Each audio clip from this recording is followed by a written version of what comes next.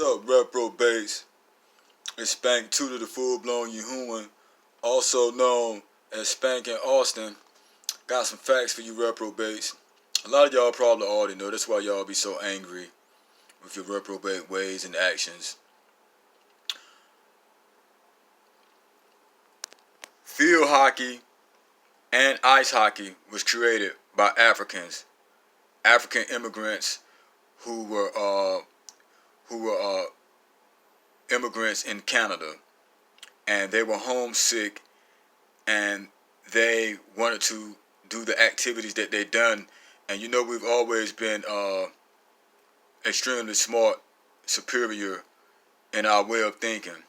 No matter what you heard or taught, or what, no matter what you even seen from what so-called black folks, how we're moving. You know what I'm saying? Because we all move different. But my point is that we created that as well, ice hockey and field hockey. And field hockey was first, and ice hockey was the branch off. So that's how it was actually brought into the Olympics, through black people that look just like me. So while y'all were throwing bananas at those black people, they probably didn't even know that that's another sport that we created, one of the many things that we created, invented, and innovated. And it just transpired into ice hockey because, as we were captive and scattered all over the African diaspora and all over the world, they made themselves at home. We made ourselves at home. And they came up with ice hockey, and they came up with the skates that are used for that, the pads and all that. And that's how it became as an Olympic sport, through black people. So if you look in your do your due diligence. I'm talking to you, reprobates.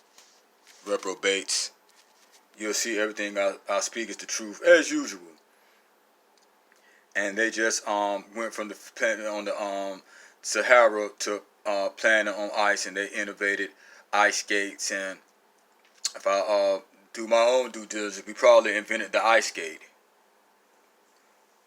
between us and the Eskimos, and they were Asiatic black men as well, and women. So it all goes back to black. If you open Genesis, and I'm going to even do this myself, you open the book of Genesis, I'm doing this from time to time, and the Most High, my Elohim, he talks about black as soon as he first starts speaking, and it's documented for men to hear him. So I know you reprobates, you can't believe what men wrote. Don't try to oust y'all with pagan religion now, and down and oust it. Don't try to do it now, because the truth is out. Because it's men and women that were born to know the truth. They're called born elects. Then we have so many set apart elects as well. So it is what it is. But ice hockey was created by the sons of Jacob, that y'all call Jacob. We know about that J word. So that's the deal on that. Now the first coach was white. He helped to bring it to an Olympic sport, and the sport it is today. But that's us too. And it's crazy how I found that out. I was in the gun store, but you reprobates, no matter what, Georgia Bulldog, Jason Farm, I think his name was, said I was in the gun store, elite gun store out here, and it was a basketball game on. So you could feel the reprobate activity and tensions. I'm in a gun store. I'm not supposed to be in a gun store. And a basketball game was on, so they started talking about, I don't watch basketball, this, that, and the third. They started talking about ice hockey. I'm like, interesting. So I thought about the guys that got bananas thrown at them and stuff like that. And not too long after that, I found out the truth about ice hockey, that it was created by the sons of Jacob, the Israelites, what y'all call the Hebrew Israelites. And for the record, I'm not a Hebrew Israelite, for anybody that may say that. Because I've been told by my own people I need to go on the corner and preach so I can get my goddamn brains blown out. I found that highly egregious. But here I am. Here I am. But yeah, they just took it from the plains of the Serengeti and the Sahara, and they just brought it to the ice the ice rinks of Canada, and it expanded from there. So no white boy Canadian immigrants did not invent ice hockey. It was black African immigrants. Yep, because African Americans are the true sons of Elohim. You know what I'm saying? So the truth is bleeding through whitewash. So that's how. Again, let me get back to how I found it. So I felt the heat when they were trying to. I don't look at this. We were talking about all the black sports, and they started talking about baseball and stuff like that. And I found out not long after that, just by doing research and just the things that interest me, I find out about it, and that's the deal on that. So we actually created that too. Now we didn't create basketball, but we took it over, and we're very good at that. Now don't get me wrong. Now white boys hoop now, cause I'm a diehard Duke fan. I'm a diehard Duke fan, and I looked at Bobby Sura and a lot of guys, Rex Chapman, Scott Skiles was nice. A lot of them Thunder Dan Marley, so don't get it fucked up. George Murison was a beast. He just couldn't do nothing with Shaq and things like that. So don't try to use reverse racism on me. It is what it is. It is what it is. So the basically it's coming to pass all prophecy. This is the Great Awakening, and I feel so lovely and lively today. It's been a great day. This is the day that Yahuwah has made. I will rejoice and be glad in it. We're still living in alternate reality, the sorcery power of that. But overall, I enjoy all my days, and it's so good. I wouldn't change this Starstone and Jasper that y'all call melanin. I wouldn't change it for anything. I need some Vaseline on it though, but I wouldn't change it for anything. I wouldn't change it for anything. I remember when I was in elementary school at Trent Park, I used to be in the line. I used to be getting at people, not aggressively, but like they'd be like, "I wish I was white. I wish I was white," and I never had that in my heart and spirit or soul. And the Elohim, my Elohim, he knows I'm not lying about that. I used to get at the kids like, well, I wouldn't want to be I would never want to be white. Why would you want to be white? But I understand because the world we live in, and we were seeing the injustice and the unfair discrimination. We talking about kindergarten, first, second grade. I can't make this up. But you can look up more information on that. Again, we created ice hockey as well.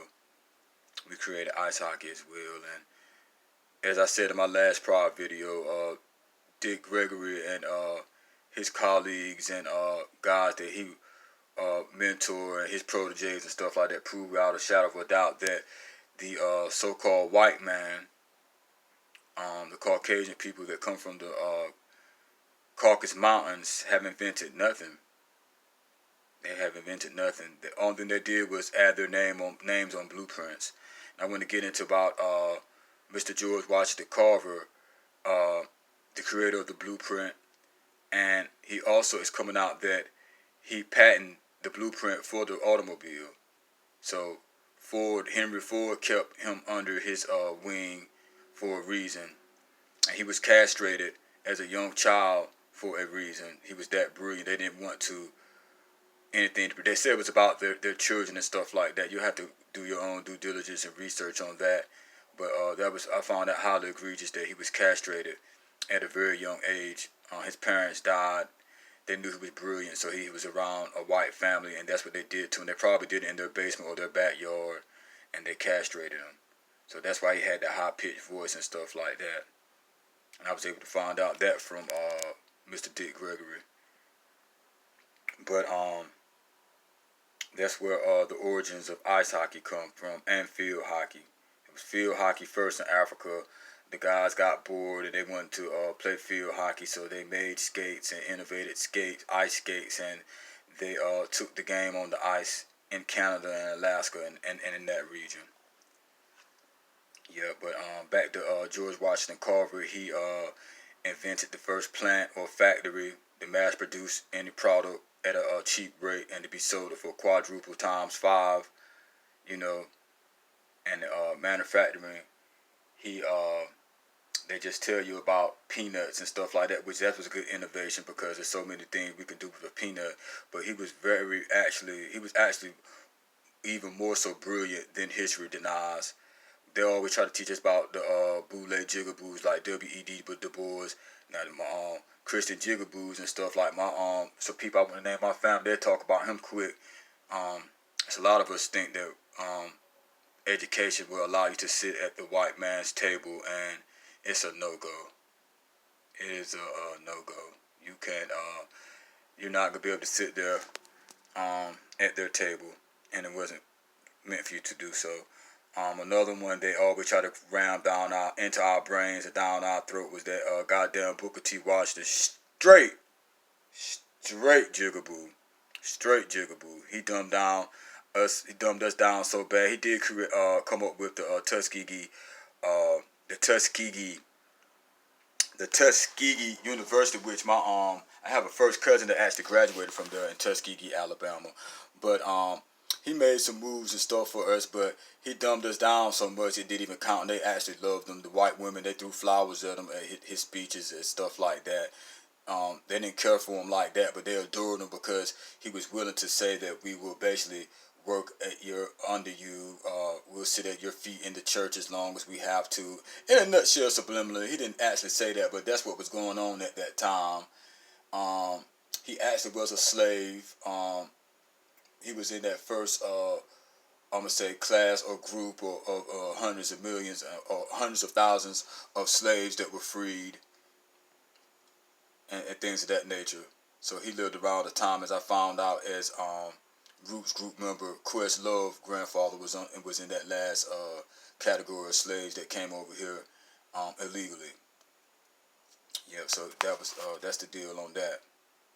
And there's more and more of those ships that's coming out about the illegal slave trade, which was already immoral, and they will have so many illegalities in that to keep that going on.